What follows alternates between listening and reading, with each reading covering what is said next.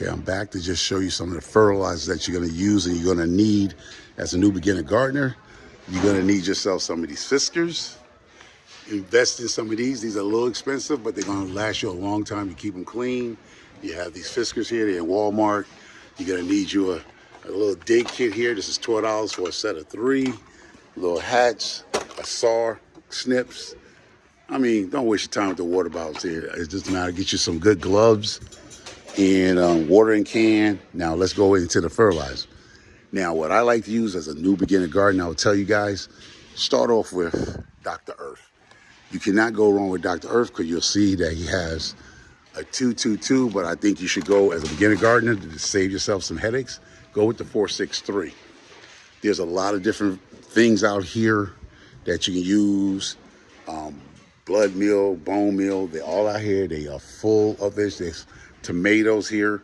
If you're growing tomatoes, they are nitrogen-fed tomatoes, so you should get yourself some of this if you're going to grow a lot of tomatoes. You feel you want beefsteaks or tomatoes, I would go with something like this with your tomatoes. It actually tell you tomatoes and vegetable garden, but sometimes your plants, if you give them too much nitrogen, certain plants don't like a lot of nitrogen. They deal with the others, so you just want to do this with tomatoes.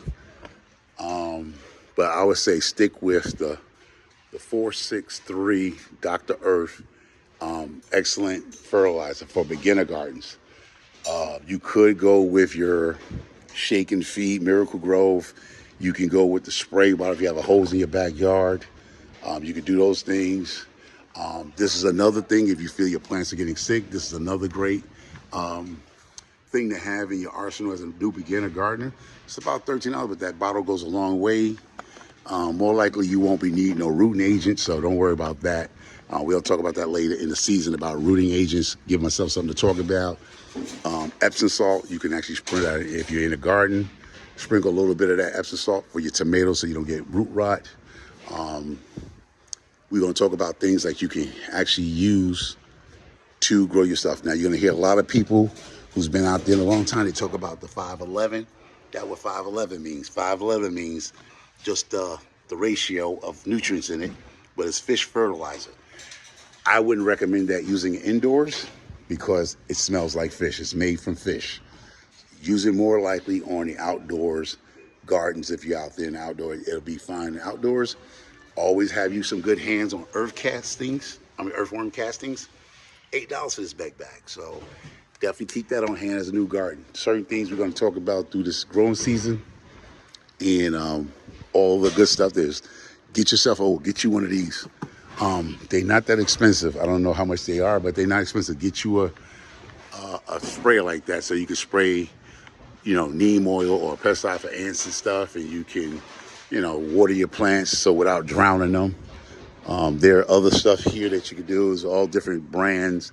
I don't think the brand makes a difference. This here, you should get, it's $19, but this mycorrhizin is going to go a long way. You can sprinkle that around your base of your plant. You have Jimson, that's another thing we'll be talking about. Sulfur, lime, worm castings, there's different companies. Oh, and this is another thing, it's $10 here at Walmart. It's the charcoal. You're going to hear people talk about the charcoal. Biochar, you can get that for $10. So we're going to talk about a lot of stuff. It's your boy, Crash Out Gardener. And we're going to talk about a lot of things this year for new gardens. So stay tuned.